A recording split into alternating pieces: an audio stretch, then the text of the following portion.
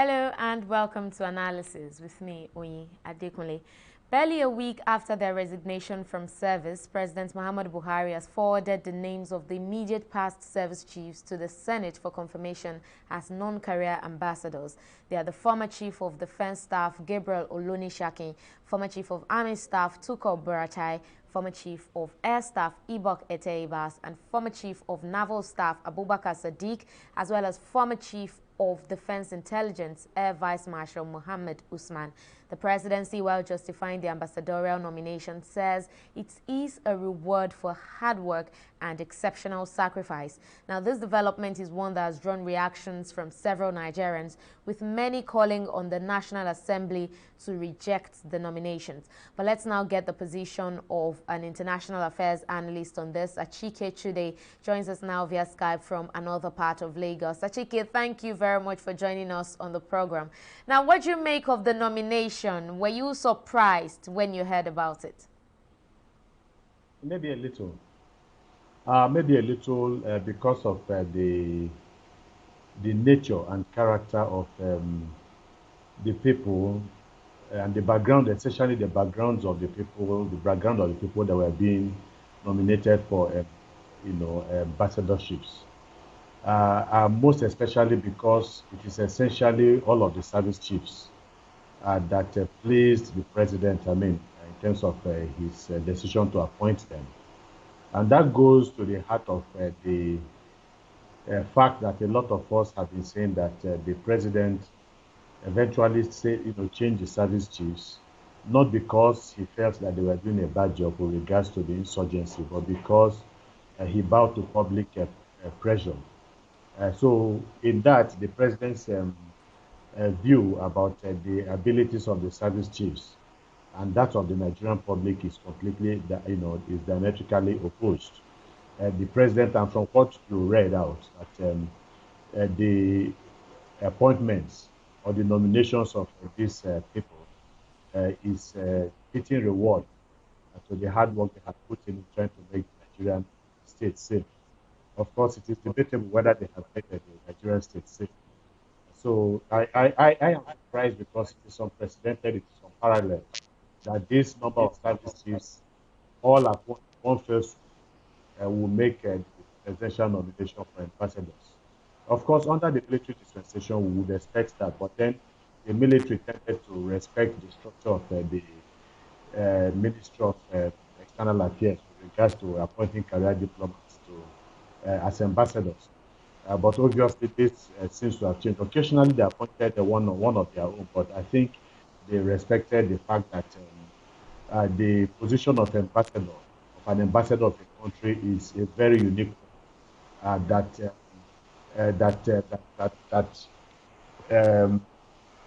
required the uniqueness of service that in a career only a career ambassador would be able to dispense, and not military people, especially people who are just coming in from engaging terrorist groups.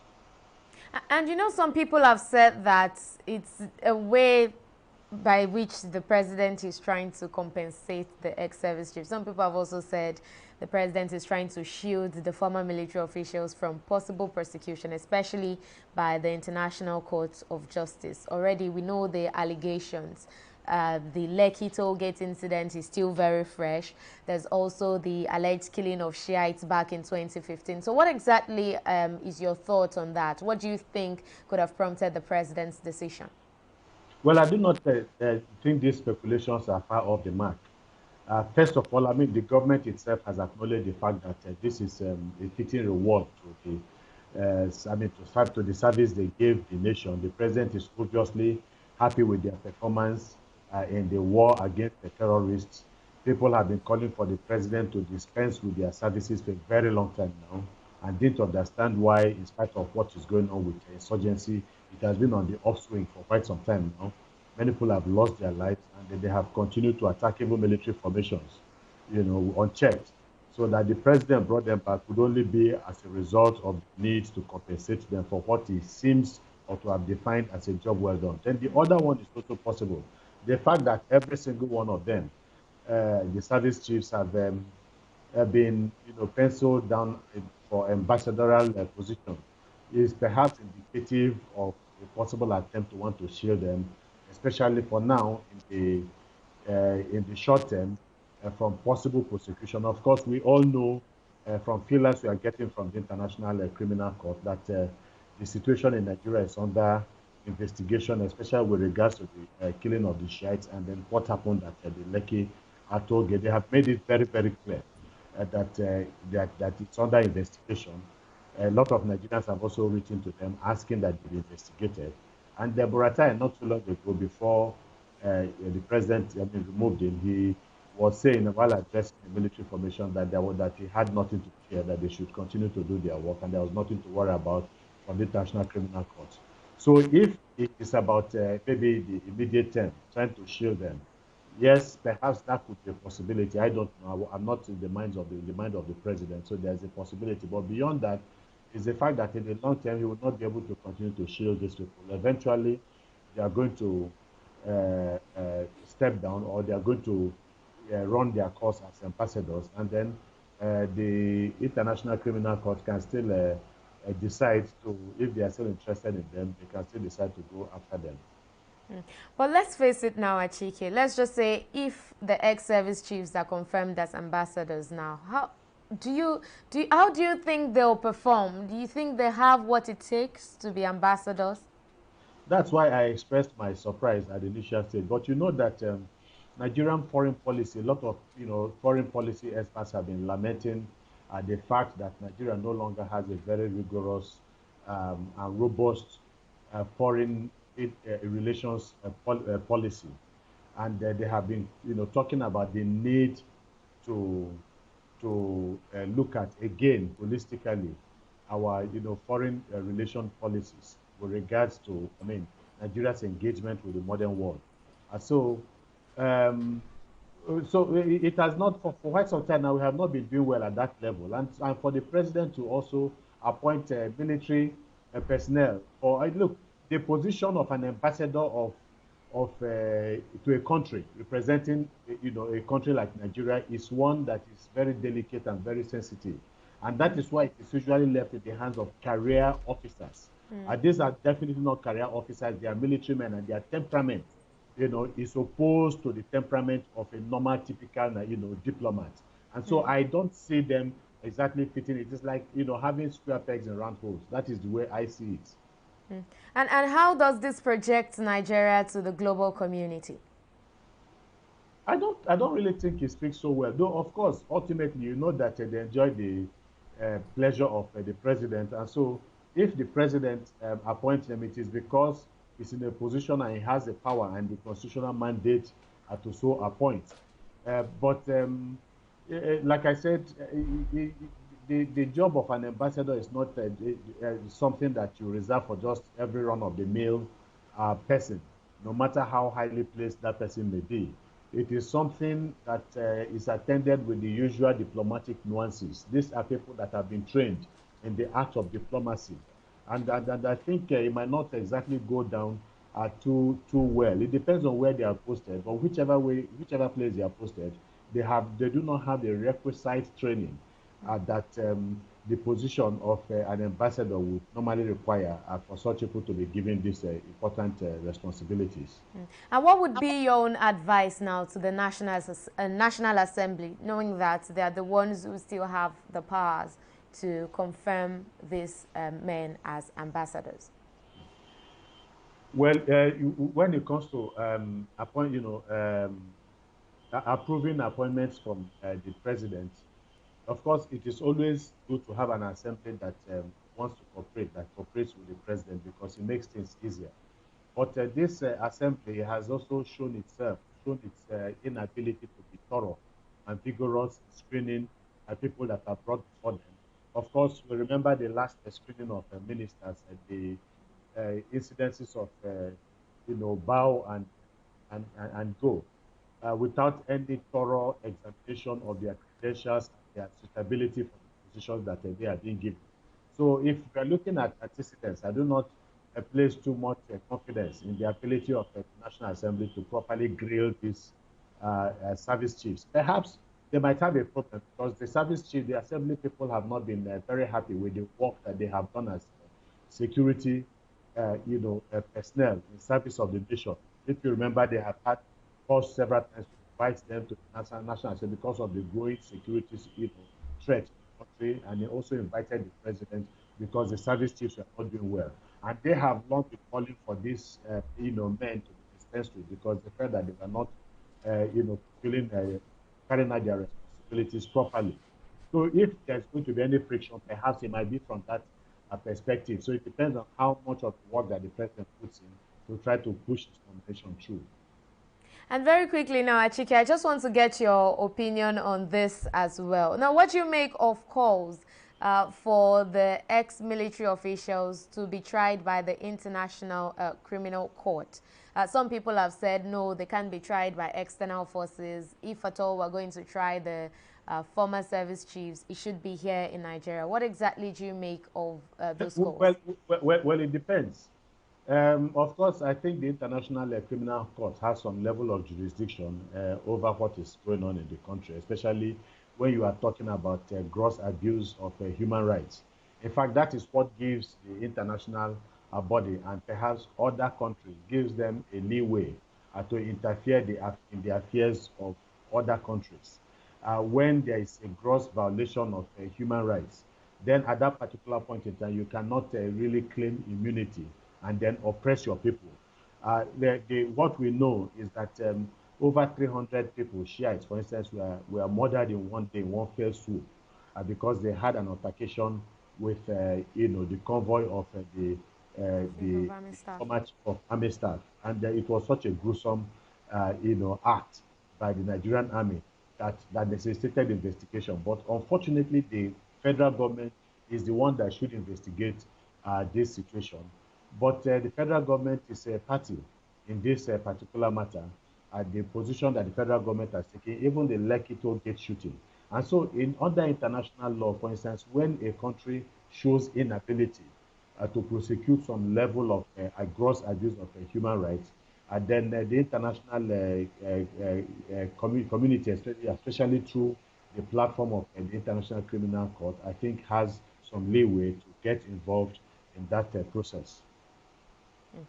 Well, Chike, you know what? I'll just have you hold your thoughts here and we'll go on a very short break. When we come back, we'll also be talking about something quite similar. This time it will be about the leadership of Okonjo-Iweala. What is expected from the leadership of Okonjo-Iweala at the WTO?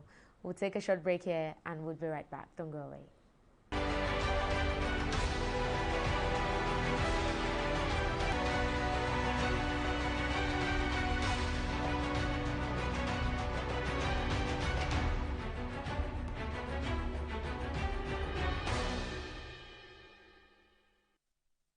Welcome back.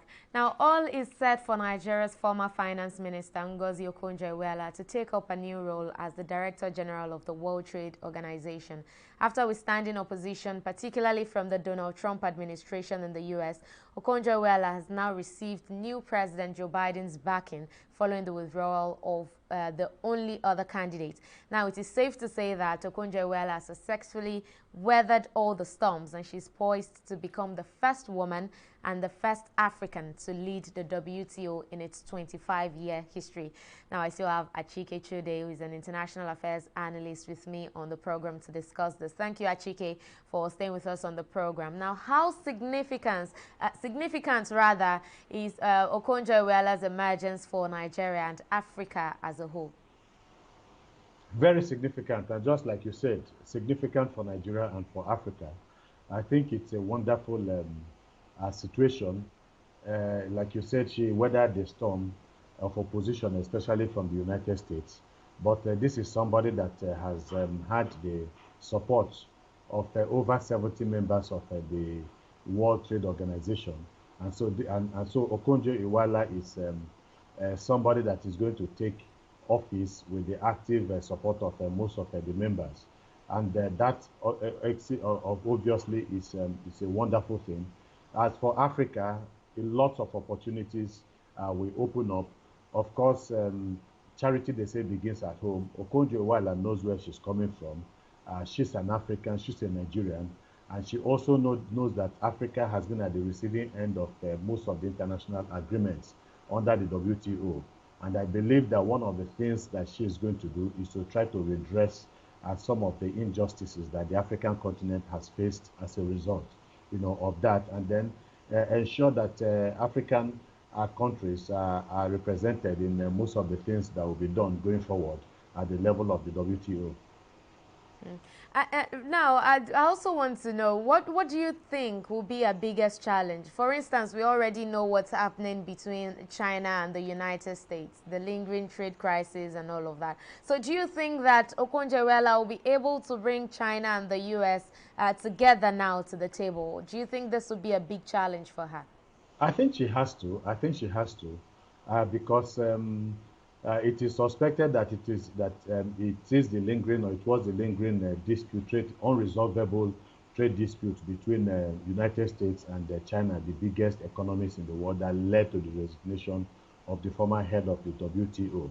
So we do not expect that to continue, especially with the new reality of Joe Biden becoming president of the United States. Of course, we know Donald Trump and his isolationist policy made it difficult for the World Trade Organization to work, as it would have wanted to work, because at the time the problem with China seemed intractable.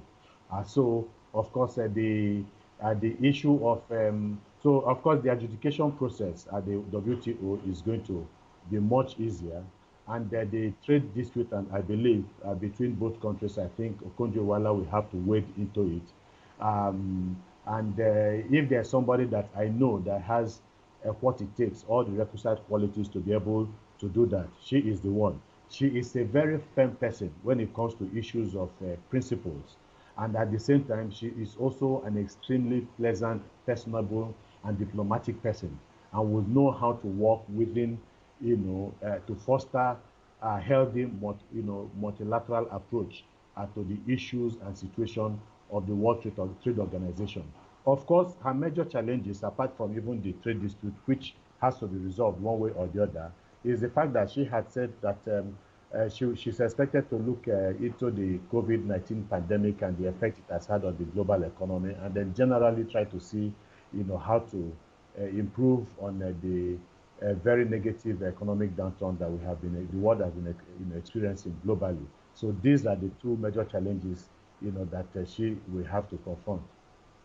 And now this is coming at a time when Africa just signed the free trade agreement. So do you think that this would also be a plus or a boost for our leadership? Obviously, it is going to, and it is good that it is also happening at this time. Of course, we know that most African countries have preferred all this while to trade with international countries beyond the continent, the Chinese, the British, the Americans, and so on and so forth. But this gives Africa a very big boost, that they can actually have greater internal trade among themselves. Obviously, Okonjo-Iweala is going to capitalize on that. She's also going to ensure that Africa, whenever the conversations around the WTO will be held, that Africa will be part of that conversation. Africa will be part of forming that policy of the WTO, unlike we used to have in the past when Africa was at the receiving end. Africa still has a lot to give. Of course, we know that Africa is the youngest continent in the world today in terms of population. That is a very big plus. In about maybe 25 years, or by 2050, Africa is going to have the youngest, 25% of the youthful population of the world is going to come from Africa. That is a very big plus, for the African continent. And then Africa is also the fastest growing economy. And that's why you see all the movement from a lot of the big heavyweights, international heavyweights, down to Africa, because of the resources that Africa continues to boast about. So we need to be able to see how to harness, the leadership of Okonjo-Iweala as the head of the WTO. And lastly now, in terms of specifics, if there are areas that you want the Okonjo-Iweala to deal with in Africa that need urgent action, what areas would that be? Well, Okonjo-Iweala is a development economist. She's an expert in development economics, and she also understands the nuances, of international economic, development. And she has also, if you remember, when she was the Minister of Finance in Africa, what she did with regards to the debt profile. The debt burden continues to be a problem. So I see her, and again, she knows very well that you cannot have meaningful economic development if you do not have, if you find yourself in a very difficult position, tied down or brought down by crippling, international debt. So I think that this will be one area that she's going to, have to challenge African, countries to be much more prudent in the use of their resources, to cut down on the debt, and perhaps also look for ways to see if African debt can also be forgiven. So this, I think, is one area that I expect her to be, meaningfully involved, and not in encouraging African countries to take more and more debt and cripple themselves, their ability to develop their continents or their countries, properly, but to also ensure that somehow that there's a lead, that will put a lead on the handle with regards to our debt profile. I think she will want to see much more accountability and transparency in the way African countries do their, businesses, to ensure that every money that is spent in the public sector is money that is judiciously well spent. Of course, it's not going to be an easy thing, but she has to do a lot of talking, a lot of diplomacy, a lot of encouragement, with governments to be able to achieve some of these things. Well, we can only wish our very Iweala all the very best as she takes up this very huge Herculean task. But Achike Chide, Public Affairs Analyst and International Affairs Analyst, I should say, thank you very much for joining us on the program and for sharing your thoughts with us. It's always a pleasure, Oyi. Thank you. Well, that's the much we can take on this episode of Analysis. Thank you very much for watching. I'll see you again next time. I am Oyi Adekunle. Bye for now.